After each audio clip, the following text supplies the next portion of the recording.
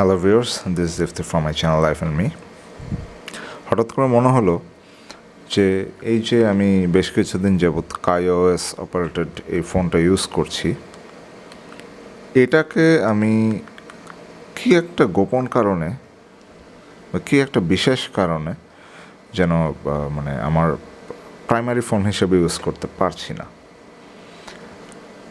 আবার এইটা একটা জাস্ট নকিয়ার নর্মাল বাটন ফোন, এখন ক্যামেরা ট্যামেরা কিছু নাই, এরকম একটা ফোন এই যে আমার আরেকটা আছে, এইটা আমি আমার প্রাইমারি ফোন হিসেবে ইউজ করছি। ঠিক আছে, এটা আমার প্রাইমারি ফোন হিসেবে আমি ইউজ করছি। আমার কথা বলা, টেক্সট করা, এই দুইটা কাজ আমি এই ফোনটা দিয়েই করি এবং সর্বক্ষণ আমি আমার এই ফোনটা আমার সাথে রাখি।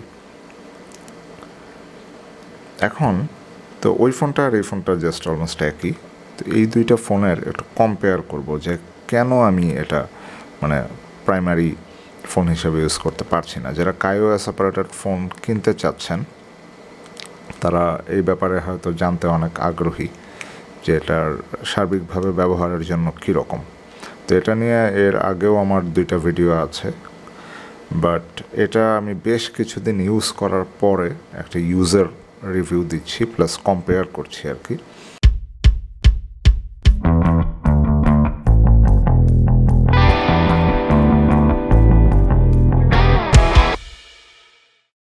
দেখেন, এই যে ফোনগুলো, এই ফোনগুলো কিন্তু খুব ফাস্ট, কারণ এটার ভেতরে আসলে তেমন কোনো অ্যাপস বা কিছুই থাকে না। জাস্ট নর্মাল একটা ফোন, জাস্ট খুব সামান্য কাজ করা যায়, ফোন কথা বলা যায়, কল রিসিভ করা যায়, মেসেজ আদান প্রদান করা যায়। এছাড়া মেনুতে তেমন কিছুই নাই। গেমসে দুই একটা গেমস থাকতে পারে, ঘড়ি আছে, ক্যালকুলেটর আছে, রেডিও আছে, শেষ। এছাড়া কিন্তু আর কিছুই নেই। এই ফোনটা প্রচণ্ড ফাস্ট। এই ফোনগুলো সাধারণত ফাস্টই হয়। একটা টর্চ আছে, দ্যাটস ইট। আর এটা হচ্ছে Kai অপারেটিং সিস্টেমের ফোন। এটা অত ফাস্ট না, আপনি খেয়াল করে দেখেন, ল্যাগ আছে, যথেষ্ট ল্যাগ আছে। এই Kai অপারেটিং সিস্টেমের আপনি, এটা তো সিম্ফনি PD1, অ্যারাউন্ড 2800 থেকে 3000 টাকা প্রাইসের ফোন। এটা আপনি যদি 5000, 5500, 6000 টাকা দিয়ে নকিয়ারও KaiOS অপারেটেড ফোন কেনেন, ওইটাও কিন্তু একই রকম ল্যাগ, একদম একই রকম ল্যাগ। এর চেয়ে মোটেও ফাস্ট সেটা না। চাপ দেওয়ার পর অনেকক্ষণ পর কাজ করছে। সবচেয়ে বেশি ঝামেলা যেটা করে আমাকে সেটা হচ্ছে কন্ট্যাক্টস দিলে, কন্ট্যাক্টস এখানে আমাকে যা দেখাচ্ছে এগুলো কিন্তু আমার কন্ট্যাক্টস না। দেখেন নিচে কন্ট্যাক্টসটা এই লোড হচ্ছে। It takes a long time. এই যে এতক্ষণ পরে এসে কন্ট্যাক্টটা লোড হলো। সো এই যে কন্ট্যাক্টের যে ল্যাগটা, এইটা খুব ইম্পর্ট্যান্ট। তারপরে বাটনগুলো, এটার যে বাটনগুলো, এটা খুব সফট, আর এটা বেশ হার্ড। বাটনের রেসপন্সটা খুব একটা যে ভালো বলা যায় তা না, হয়তো নকিয়ারটা ভালো, বাট বাটন রেসপন্সের ক্ষেত্রে এইটার মানে ল্যাগ তো আছেই, ল্যাগ ছাড়াও যে মানে প্রেসিং কমফোর্টটা এটা অনেক কম। উপরন্তু দেখেন দুটো ফোনের সাইজ, এই ফোনটা যথেষ্ট কমফোর্টেবল ক্যারি করা, এটা অতটা কমফোর্টেবল না।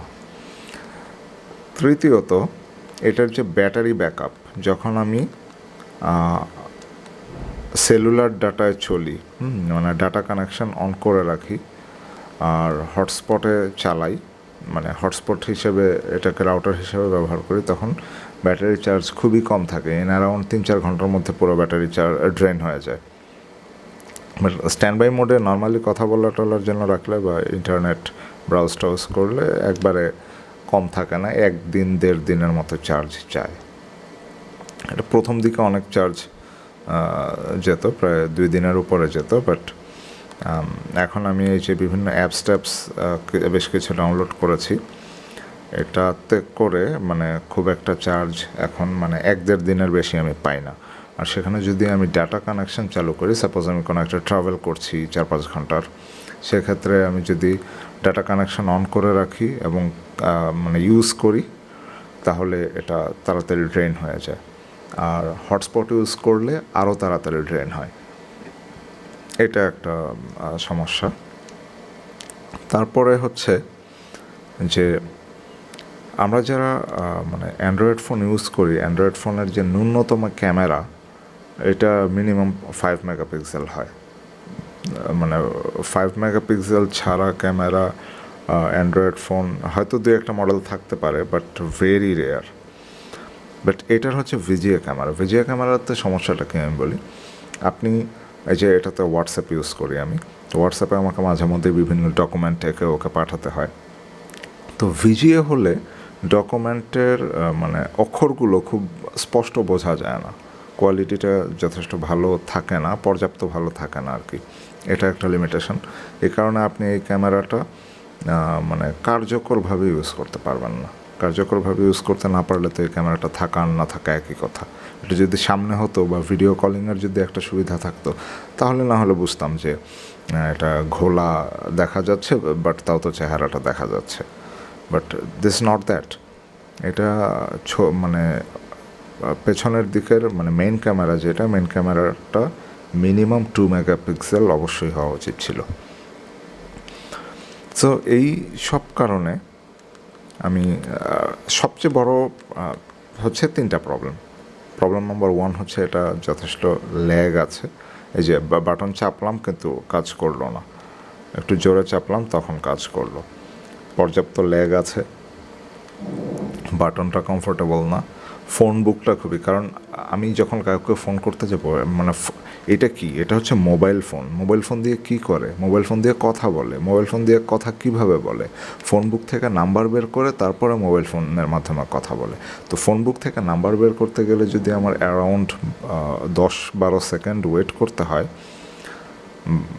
এটা তো আসলে মানে ভেরি আনকমফোর্টেবল। কারণ each and every time you need to pick out the number. So এই জিনিসটা খুবই আনকমফোর্টেবল।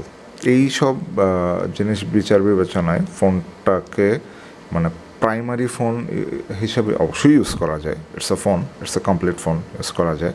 বাট যেহেতু আমার কাছে এই মানে নর্মাল বাটন ফোনগুলোও আছে, আমার কাছে মনে হয়েছে যে নর্মাল ফোনই যদি আমি ইউজ করি, দেন দিস ইজ বেটার অপশান।